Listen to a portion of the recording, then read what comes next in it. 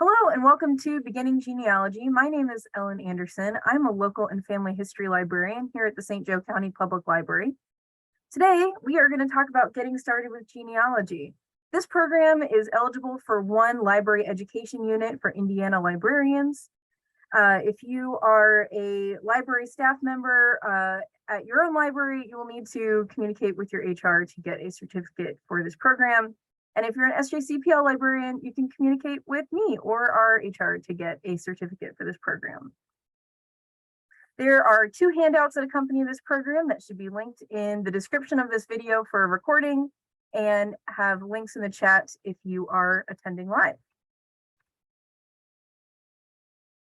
Our objectives for this session are to introduce genealogy methods and tools to help you build confidence with starting your own genealogy project and to increase awareness of library services for genealogists.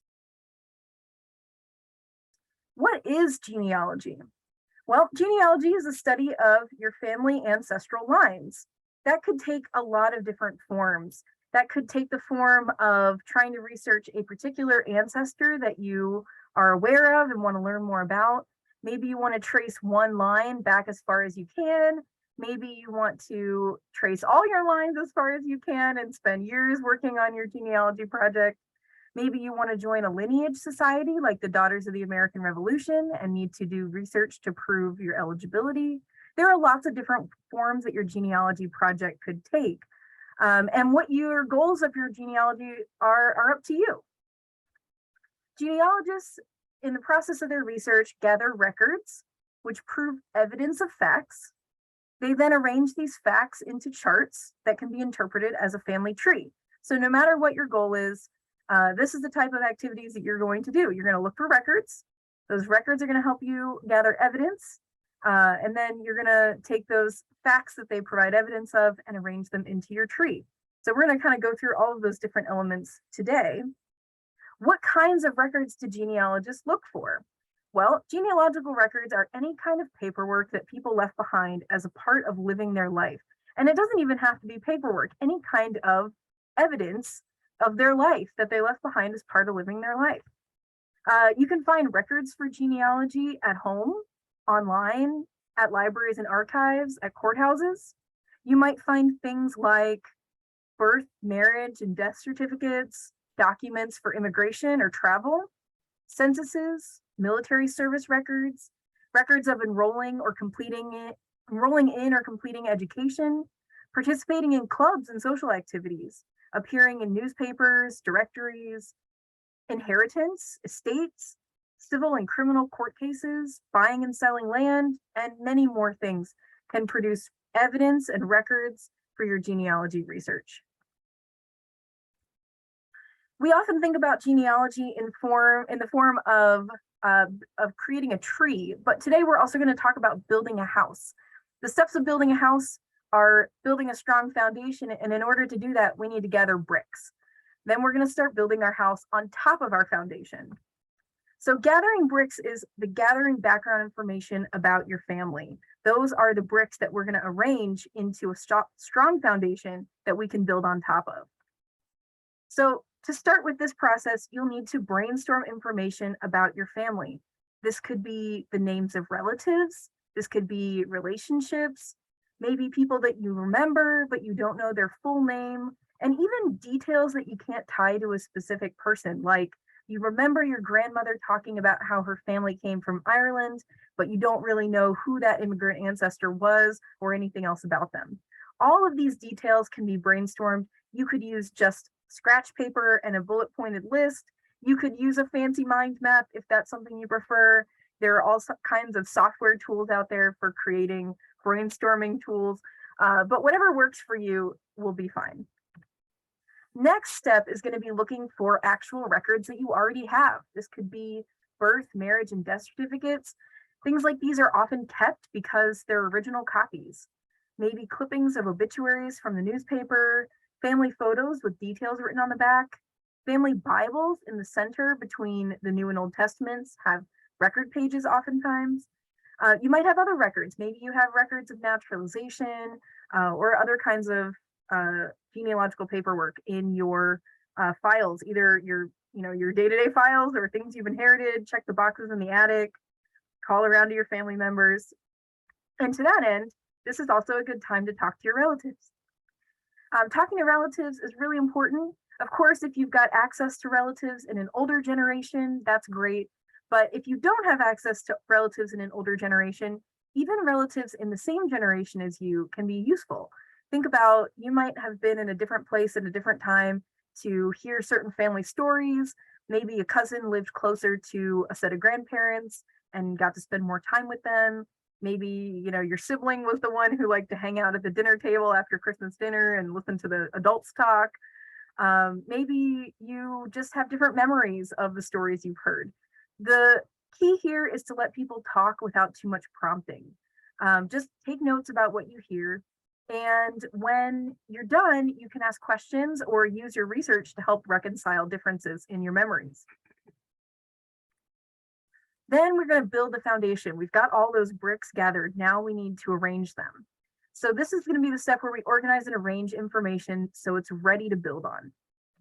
Genealogists use certain structures to record information. These are standard whether you choose to do your record keeping on paper or in a digital format.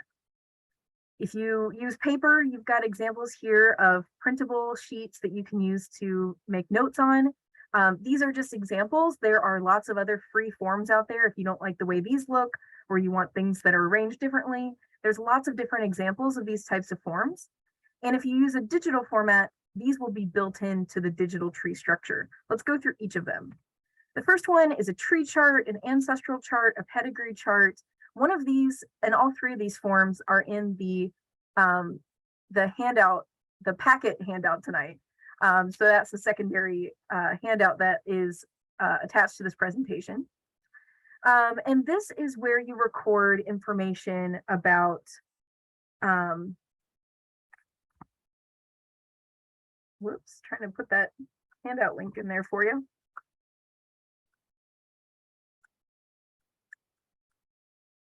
There we go. This is where we record direct parent-child relationships. So for example, you would put yourself on the first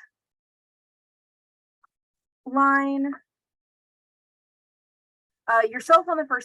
and then moving backwards through the generations, men usually are listed on the top line and women on the bottom line.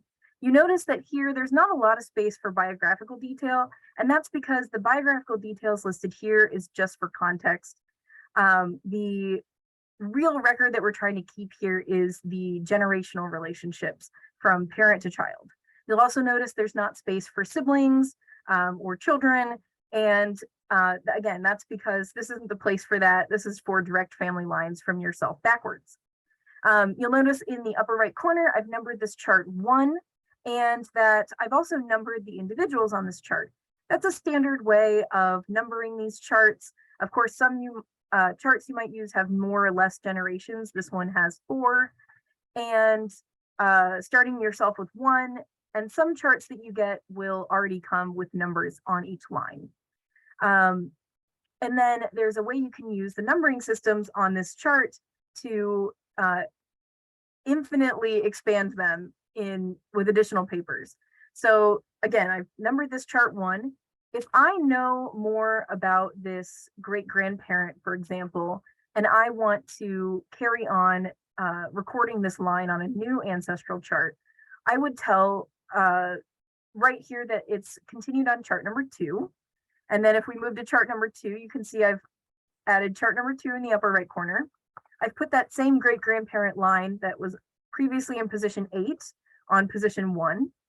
And then this notation in the upper left says person number 1 on this chart is the same as person number blank on chart number blank. So in this case, I've said person number 8 on chart number 1 is the same as this person number 1 on this chart number 2. And that kind of numerical linking allows me to infinitely expand with additional sheets. Now, I find this type of record keeping gets unwieldy very quickly, so I prefer to use a digital format and just use these as scratch paper. You may choose to use paper as your primary format. That's totally fine. And A digital format will really just have you identify who the parents are of a particular person, and it will do the kind of generational display automatically for you. That's the benefit of using a digital format like a website or a software program, which we'll talk about a little bit later. Next type of record keeping is a family group sheet or a family group record. And again, these can take lots of different forms. This is just a free version from ancestry.com. And this is where all those biographical details go. You've got space for all kinds of details about each person's life, details about their children, and there's even a place in the upper right corner where you can link it to the corresponding ancestral chart if you would like to do that. In a digital format, this would take the place of a person's profile, which would have all of the events of their life and their other biographical details. And it would link then between other people they're related to. So those children would appear automatically on a digital profile. So would a spouse as soon as you give them relationship. The third type of record is a research log. And again, this can take a lot of different forms. But this is one of the least fun but most important elements of your genealogical record keeping. I will say the number one thing that genealogists report wishing they had been more attentive to as a beginning genealogist is keeping a research log of some sort. The idea here is that you're recording where you looked for information, whether or not you found information, a little bit about your search and what you found and how to get back to it, so that you can prevent duplicating your research. If you go back to the same database and search it again and again and again, it prevents you from duplicating that work, but it also helps you locate sources that you found previously when you need to go back and find them again. Or if someone else was going to check your work, it would help them find your research again. This would easily translate to a spreadsheet if you are a fan of using Excel spreadsheets or other things like that, where you could really expand each field and add a lot more detail. There are, in digital trees, this would take the format of a citation list. And for example, on Ancestry, where you can build a tree on your Ancestry account, this would take the form of a citation list that would generate automatically each time you attach a record to your profile. So paying attention to all three of these types of forms is really useful. And I've talked about digital trees a few times already, but there are a few different formats available for building a digital tree if you decide paper is not the route you want to go. So many genealogy database research sites also offer tree building tools. For example, Ancestry.com, Find My Past, MyHeritage, all of these offer tools that will allow you to build a family tree online. The advantage of doing this is that those trees are easy to share. It's easy to save records from the database into your tree. It's a little more tricky to save records from other databases into a different database's tree, but it can be done. And they're easily accessible from anywhere just by logging into your account. There are also genealogy software programs out there. There's a lot of different ones to choose from. They offer robust features and complete control over your tree and your data. They have offline access if you have difficulty with internet access at home. They usually are only paid for by a one-time fee, whereas databases require some kind of subscription usually. And your tree stays private because it's not built online.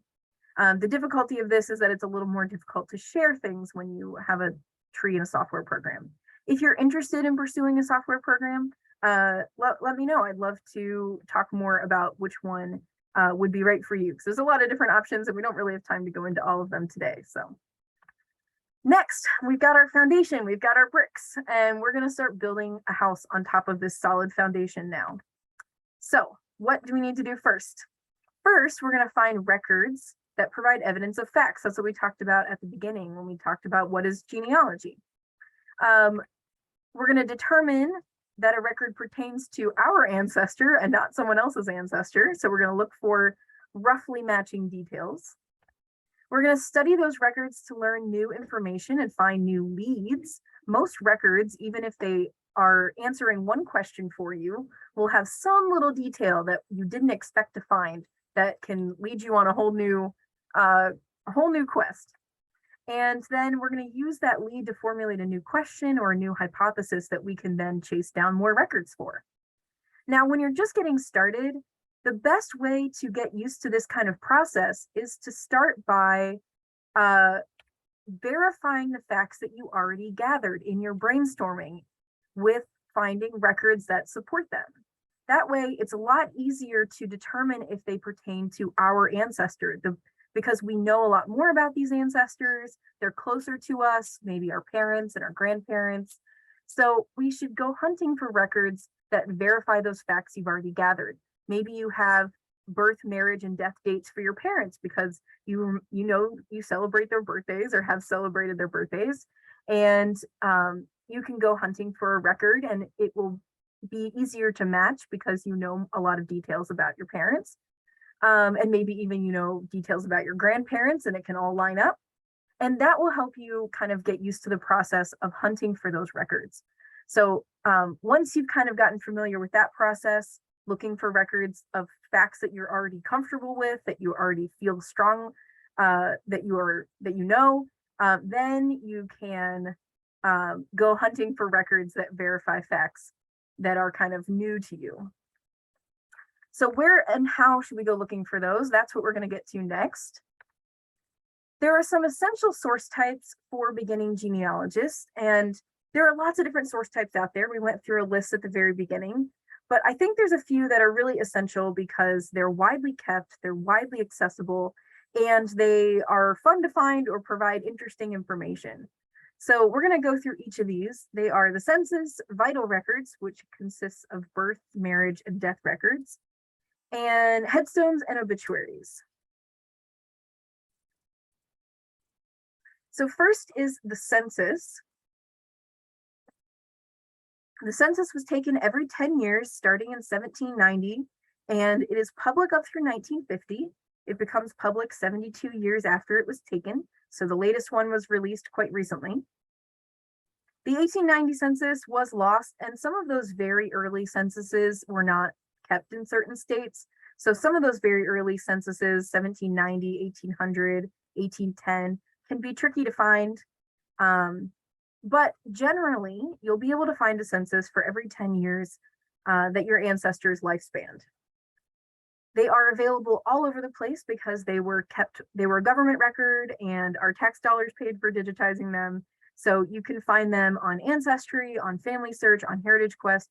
Just about any major genealogy database research site will have them available. And that actually works in our favor because many of them were indexed differently.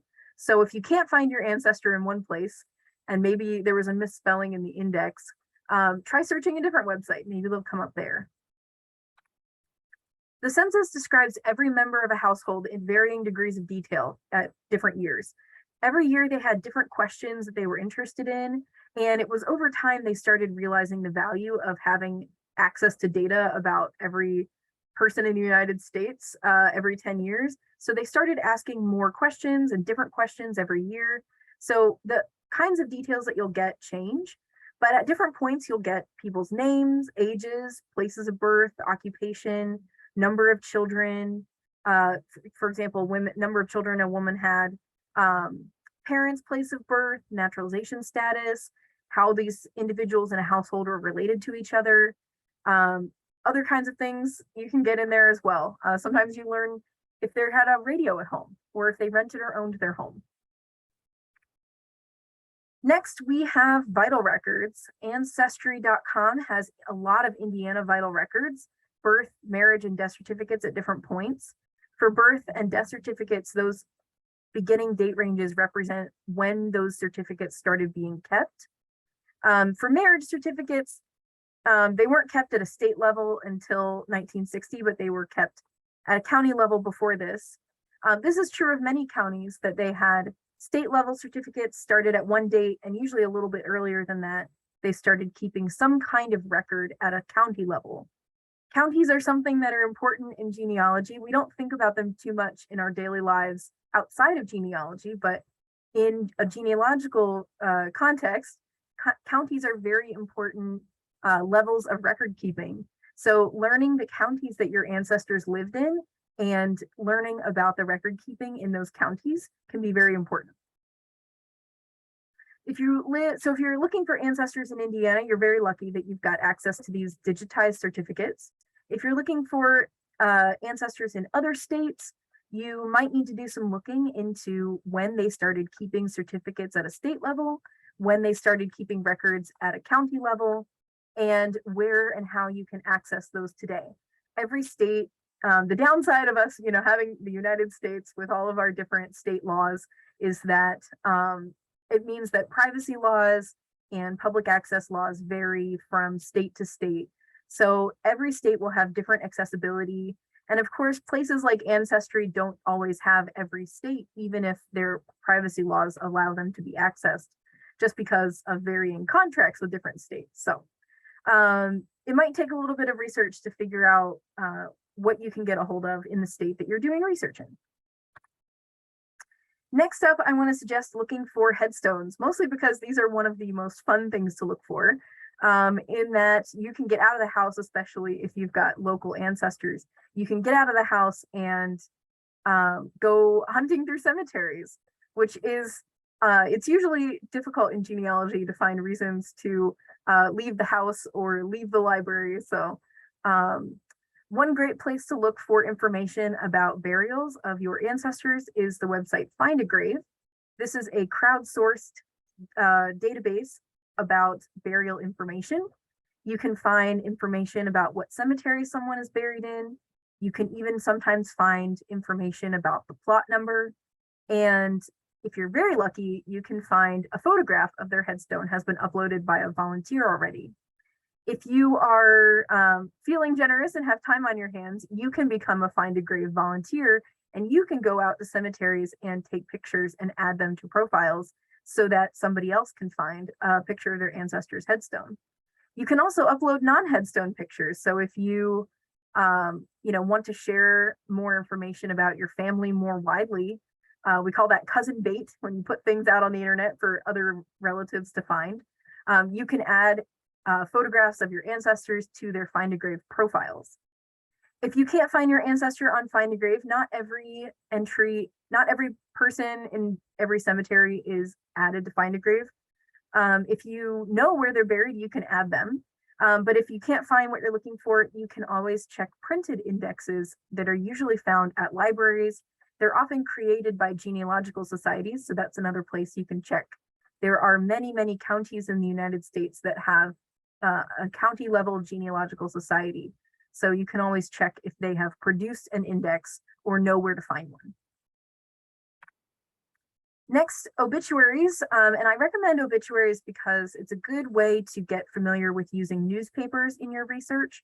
And also it can be kind of hit or miss. You can get a gem, which is a long narrative biography of your ancestor's life and maybe even a picture.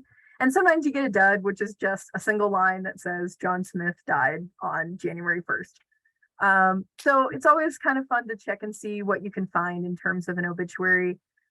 Some of the only times that you'll find a narrative source about your ancestor. If you're looking for local obituaries here in St. Joseph County, you can find our online obituary index. We have an obituary index linked on our website. It's on our local history page as well as our database page. And that is a nearly comprehensive index to obituaries in St. Joe County. It points to things that can be found on microfilm here at the library.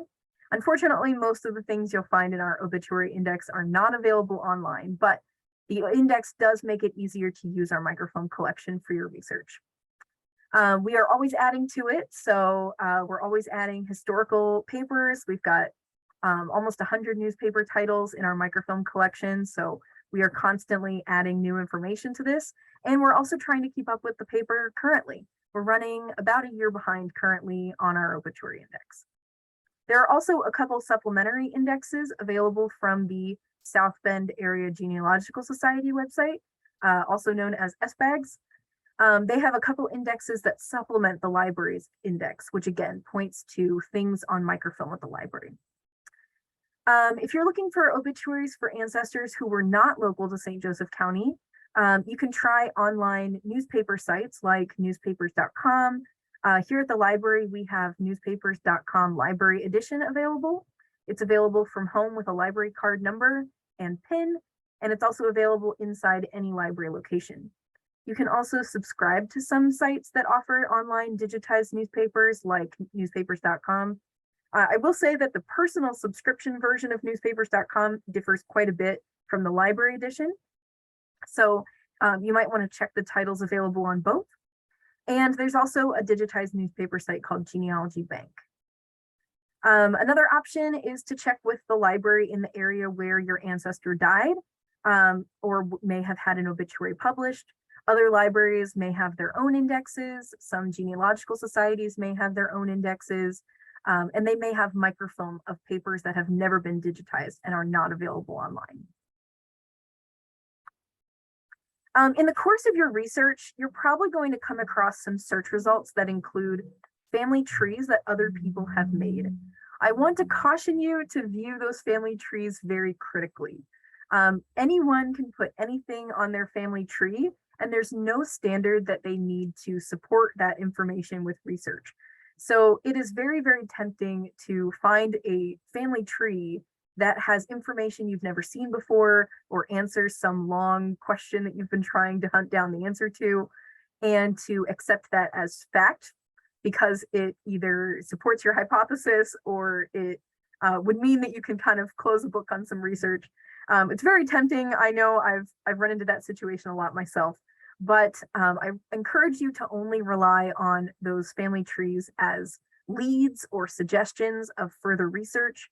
It can even be a good idea to reach out to someone if it looks like they are heavily researching the same branch of a family as you are, and to make contact with them and ask them how they came to their conclusions. But it's easy usually on like digital tree sites like Ancestry to click a button and just accept that information into your own tree. And I just want to caution you not to do that. So we've talked about what records to go looking for, but where should we go to find them? We're going to talk about a few places to find records. First, we're going to talk about library databases. The first thing I want to recommend, of course, is Ancestry Library Edition. This is available inside the library at any library location, whether that is here at Main Library or at the branch nearest you.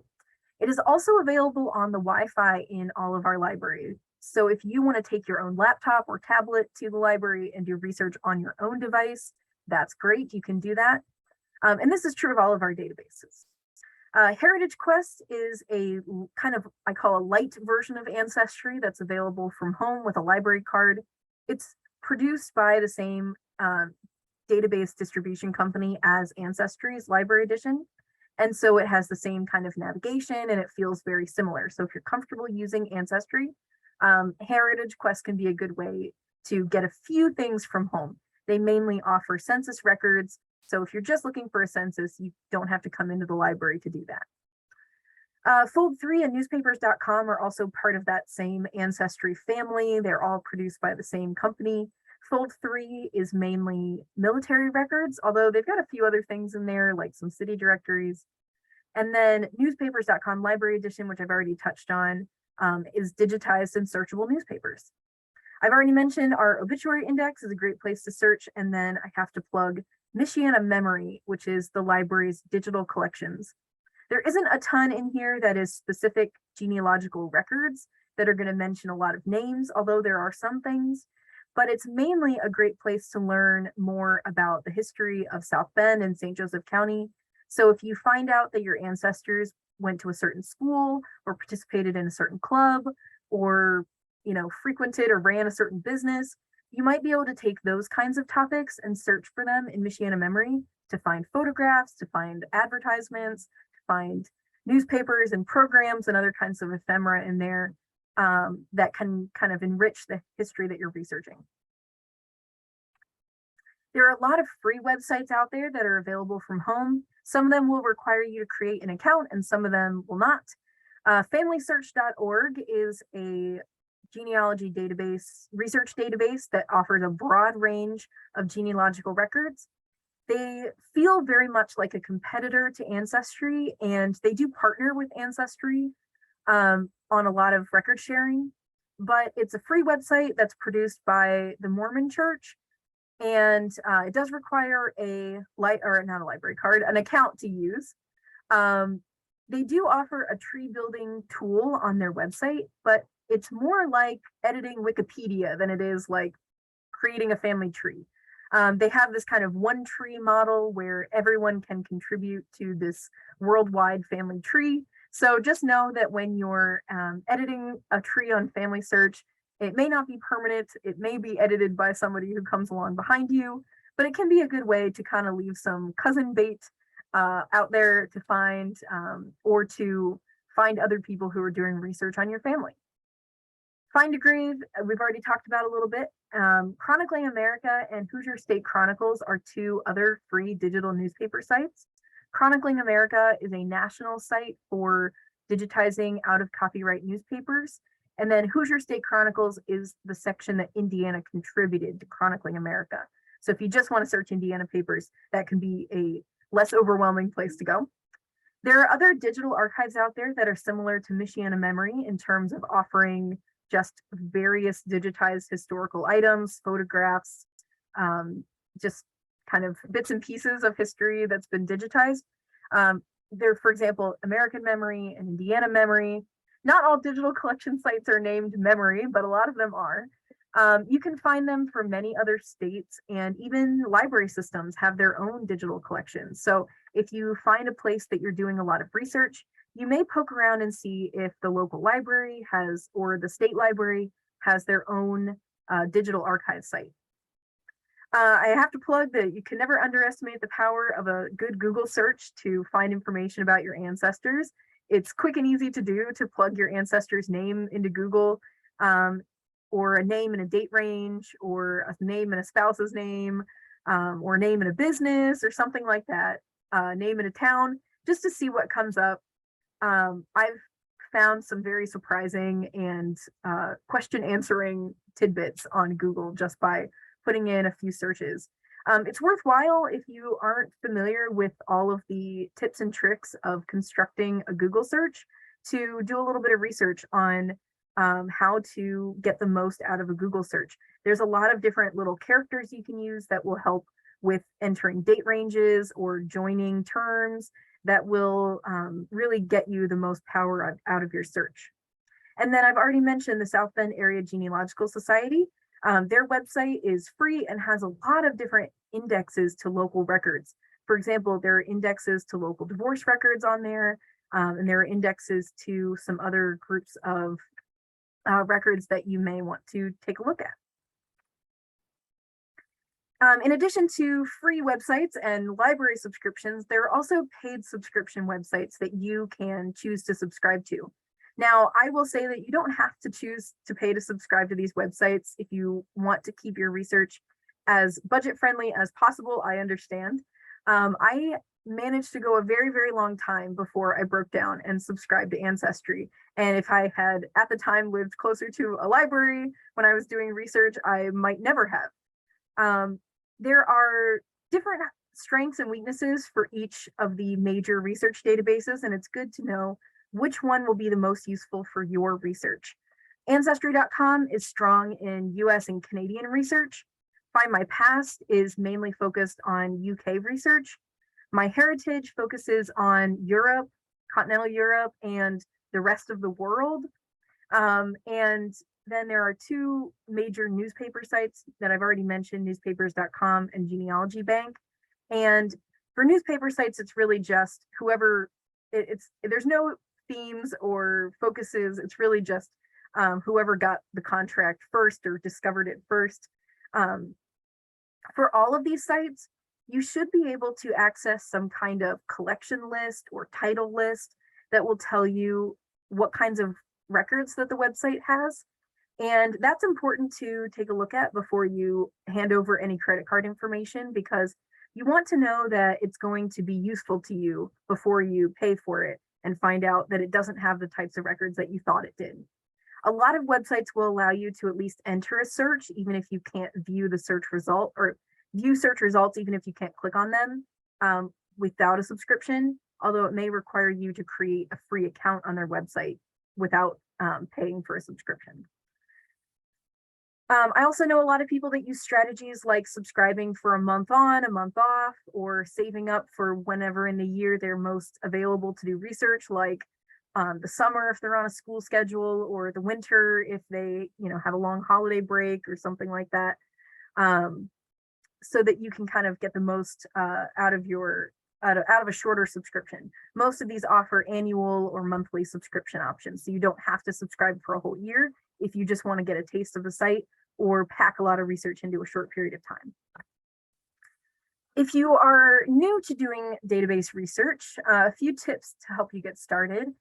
Less is more in your online searches. A lot of genealogical records either didn't contain many details, or when they were indexed to be online searchable, they didn't index very many fields on the record. So if you put in too much detail, the search algorithm can get overwhelmed and can exclude vague search results. So I would start with less is more and just incrementally refine your search. Most of these databases offer an option to go back and edit your search terms. So you can always do something like add a middle initial, add a spouse's name, add a child's name, add a different town where they lived during their life, to kind of change up the search and see how it changes your search results. Try a variety of websites with the same search. Like I said, a lot of these records are available across multiple sites or have similar types of record collections, and they've indexed their records differently. Their search algorithms are built differently. Trying the same search on different sites can bring you the results you're looking for. It's also good to get comfortable with being flexible with spelling and dates. Up until the era of Social Security, there was no real motivation for people to spell their name consistently. And if they weren't literate, they may not have been able to be consistent with spelling their name. They may have been at the mercy of the clerk who was recording the information. Dates are easy to mix up and be wrong, especially if you're not carrying around, notes or identification or things like that. So if you see things that are slightly off, it's good to start making note of what different variant spellings you're finding for your ancestors, and to try your searches again with different spellings. You'll get different results. Also, for that, you'll want to use wildcards to expand your searches with multiple spellings. An asterisk in the middle of a word or replacing characters will replace one or more characters, and a question mark will replace a single character. So for example, I could put B asterisk L, and I would get all three of the first three spellings would all come up because they would all replace multiple characters. I could put B E question mark L, and I could get the first two spellings interchangeably. So making use of those in your search terms is useful. Not every website can accept wildcards, but it's good to give it a try and see if that brings you more results. You also want to make visits to libraries. It's not everything that you're going to need to research will be online, and libraries are a great place to go to explore offline records. Libraries will often have sections of books and magazines related to history and genealogy. They'll generally have some kind of microfilm collection that may consist of newspapers and records. Before you go, check their websites. They may have indexes or finding aids that can help you make use of their collection and know what they have in advance. You can also try their catalogs to see what kind of books they have. Databases, a lot of libraries will subscribe to databases, and you may not need a library card to use them when you're visiting the library. I don't recommend using your time to research in databases that you could access, for example, from your home library while you're at another library, but sometimes I'll keep an eye on what they have, and if they have a rare or unique database, I will take a few minutes to search in there while I'm visiting the library. If you're able to visit libraries where your ancestors lived, that is the best way to get use out of your research time or research trip. But of course, visiting, for example, here at SJCPL, we've got research that can support, we've got records and materials that can support research all over the United States, and especially the Midwest and Indiana. So make use of your library and make use of other libraries. I always keep a list of libraries that I should visit when I travel, so that if I happen to find myself near a library where one of my ancestors lived, I can make a trip there. If you want to try out a research trip that's here pretty locally, you can visit the Allen County Public Library in Fort Wayne. They are home to either the largest or second largest, I haven't yet determined, genealogical library in the country, the Genealogy Center at the Allen County Public Library. So if you want to get a little bit of a taste of doing a genealogy research trip for yourself, they've got records from all over the United States and all over the world. It's really fun to go browse through their collection. Of course, before you visit a library, I recommend that you double check their hours. It's always a good practice to make contact with a library or archive or courthouse that you plan to visit before you go, just to kind of announce that you plan to visit, here's when you plan to visit, and here's what you plan to look at or what you're researching. At minimum, that will give them a chance to tell you that, oh, I'm sorry, we're going to be closed that day because there's a town festival or something like that. But at most, you may create an opening for them to suggest records in their collection that you may not have known about or thought of. By the same token, it's good to visit county archives, county courthouses, and even university archives that can hold all kinds of interesting private collections or record collections from organizations and businesses. County archives often hold governmental records kept in the county. Courthouses will hold the same kinds of things from the court system. And again, university archives can hold all kinds of things, even if your ancestors didn't go to college. Their collections are fun to poke through on their online catalogs, at least. When you do plan to visit a repository in person, I recommend that you consider taking a laptop or a tablet, which can be great for kind of referencing your research on site. A flash drive is great for saving copies or scans or change, depending on what kind of equipment they have available. Notebooks and pencils, generally most repositories will not allow the use of pens over historical materials. So going with your own pencil is a good plan. And then go with a plan of items to research. It's always fine to deviate, and it can be fun to kind of get distracted and go looking for things you didn't expect to find. But I always try to go in with a plan so that I can make the most of my research time. If you do find something in your research, whether in a database or in a physical place, what should you do with it? Well, the first thing I recommend is that you study the whole document. Look for all of the details, look for every checkbox, every field. Everything on that document meant something when it was being created. And so it's good to try to decipher what it may have meant. What does this checkbox tell you? What does this tick mark tell you? Download or print a copy for your records. Database contents change all the time. Contracts change, privacy laws change, websites disappear. Your subscriptions lapse. Save a copy offline. It should be possible to do this from almost any database that you're researching in. There should be some kind of download button or print button somewhere in their tools. So I always try to save a copy to my own computer of every single record I find. Then go through the process of incorporating your findings into your tree.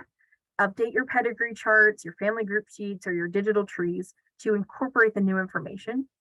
If it pertains to multiple ancestors, you'll want to make sure that you check the profile of every ancestor and make the same update. And then finally, record the source of that information. It doesn't need to be a full source citation. This is not a school paper. You're not getting graded on it.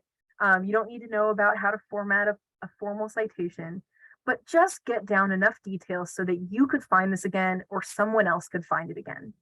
It's always good to think about creating your research to a level that not only you can understand and repeat, but that someone else could double check. You could hand over your research to someone else and they could repeat it and say, yep, I came to the same conclusions you did, or no, I think I found something different in this record.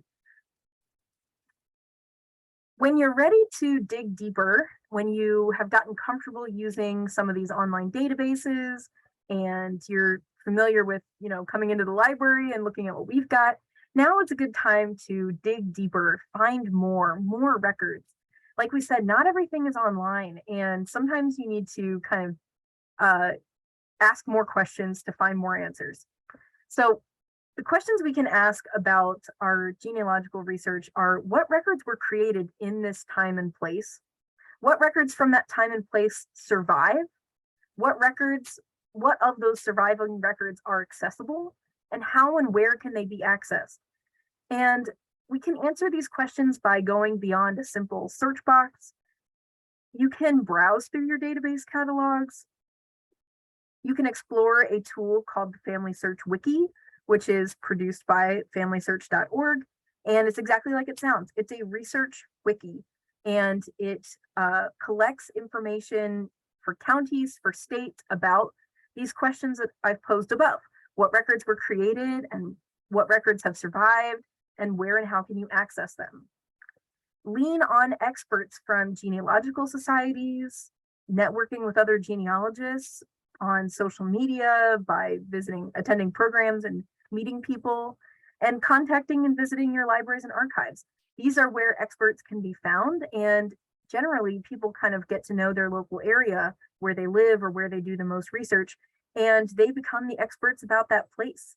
And they are good people to lean on for information. Genealogists are usually pretty happy to share their expertise. And then the next step is going to be to keep building your skill set.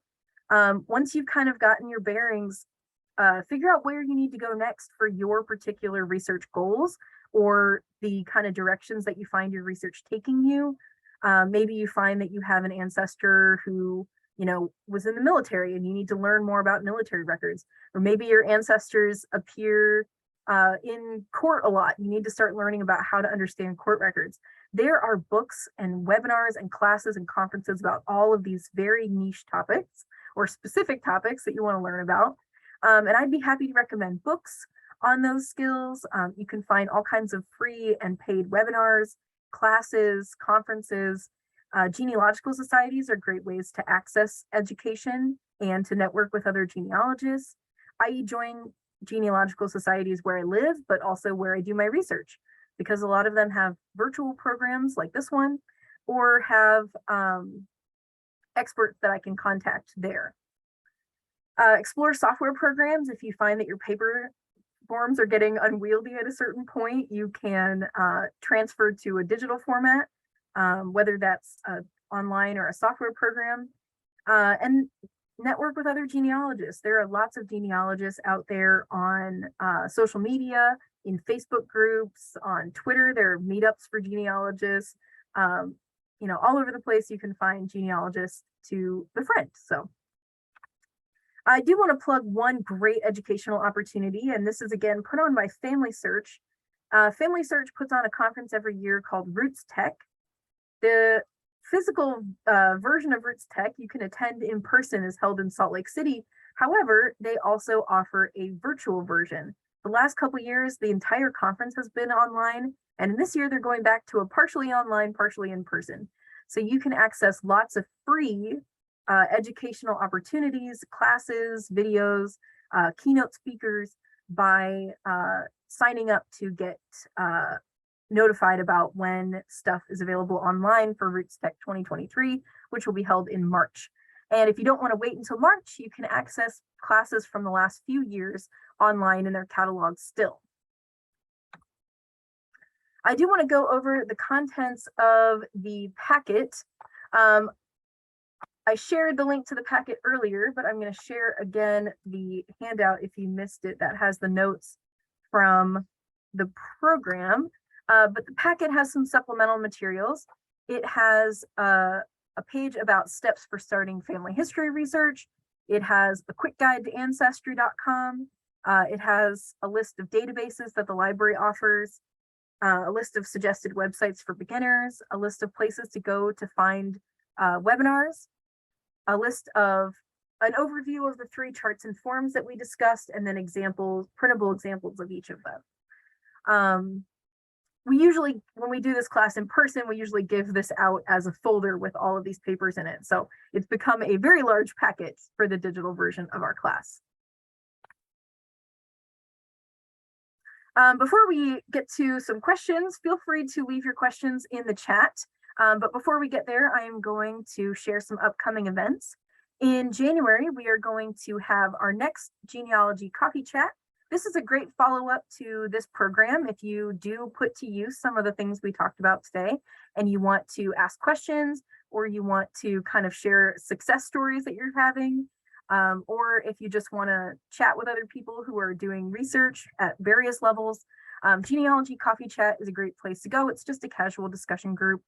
And it meets quarterly, usually a few weeks after our beginning genealogy program, which we hold every quarter. And it meets from 9 to 10 a.m. in the lobby of the new portion of the main library building, the Community Learning Center, also known as the CLC. So that's on Saturday, January 7th at 9 a.m. In the CLC, which is when the building opens. So if you'd like to join us for that, I encourage that. And then another program in February will be Intro to Ancestry. That is also a great sequel to this program. If you want to get more into the tips and tricks of using Ancestry.com, we're going to have that as a hybrid program on Saturday, February 18th. And that will be actually from 2 to 3:30. I noticed I put 2 to 3 there, but it's 2 to 3:30. That'll be offered as a hybrid program. And hybrid means that you can choose to attend in person in Classroom B of Main Library, or you can choose to attend virtually on Zoom like you're doing right now. So it has two different format options depending on what you would like to do. If you have any questions or comments, or want to follow up on the research that you're doing, you can contact us anytime by phone or by email. I've got our phone and email there, and it's also on your handout, and it's also on our website. So feel free to get in touch with us. We are happy to offer advice as much as we can. And you're also welcome to come and visit us in person with your questions. If you have any questions about tonight's program, please leave them in the chat now. I'd be happy to answer some of those. And while you're either thinking of those, or if you don't have any questions, I'm going to leave a link in the chat right now to a survey. We'd love to hear your thoughts about this program, and it helps us guide future programs if you have any requests or suggestions. I see a question here about vital records, and it says that vital records are available on Ancestry from 1907 to 1944. Does this mean there aren't any after 1944? That's correct. On Ancestry, there will not be any entries for Indiana birth certificates after 1944. It is still possible to obtain birth certificates from Indiana, but I believe that within a certain amount of years, you have to provide proof of being a family member, and you have to make the request to the state health department or state vital records office directly. You can also make a request from your local county vital records office. They both can fulfill the same types of records. So they're still available, but they may have more limited accessibility. You may need to provide proof of kinship, and you won't be able to find them online. I hope that answers your question.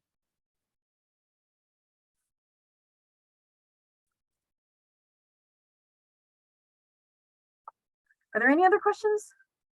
If you think of a question later, like I said, you're welcome to email us with your questions. I'm going to put the link to our upcoming Intro to Ancestry event in the chat if you would like to register for that.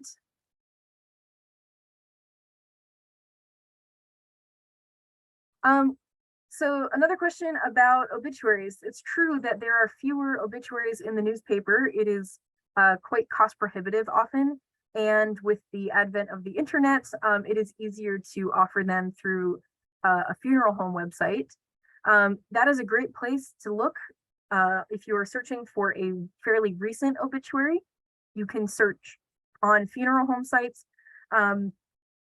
Generally, those will come up in a Google search. If you do a Google search for a person and maybe add like the town to it, like John Smith obituary, and you might put a year 2022 South Bend, and you might come up with a funeral home website that way. Another place that a lot of those are being stored is on legacy.com. I haven't kept up on what searching on legacy.com is like right now. So that might be a place to try, but I'm not too familiar with doing research on it recently. Genealogy and ancestry. So that's another question. What's the difference between genealogy and ancestry? Genealogy and ancestry can be kind of interchangeable terms.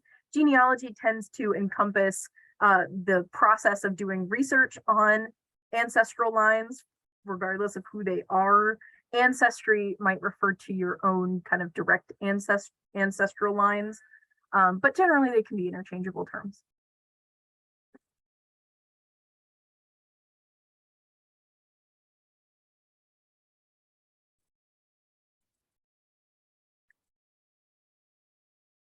All right, well, if there aren't any other questions, then we're going to go ahead and wrap up today's program. Thank you so much for attending. I hope to see you back at another program soon.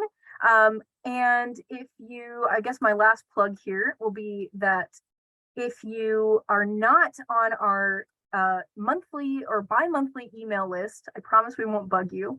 If you're not on our bi-monthly email list, you can find out about our upcoming programs. Every 2 months, we'll send you an email by visiting our LFH webpage, which I've just put in the chat, and scrolling to the very bottom, it says LFH newsletter, and you can sign up for the monthly newsletter or bi-monthly newsletter. And we'll tell you about all of our upcoming programs. We hope to see you back here soon. Thanks so much for joining us. Have a good evening.